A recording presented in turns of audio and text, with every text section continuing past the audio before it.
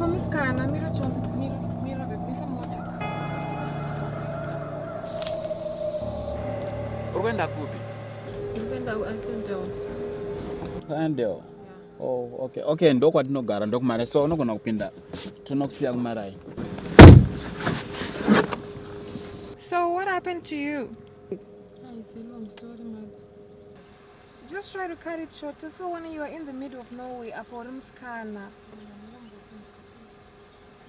Babe, you can let her rest. You can see she's exhausted. Okay, cool. Wow, drink. Mainini imwe wakadrinkiri munguva nochikuyunyatsa pauro. Mainini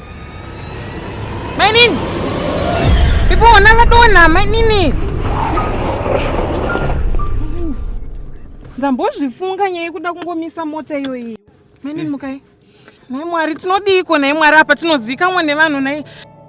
What timise mota? Toita sei? You know what, babe? Tomorrow is my election.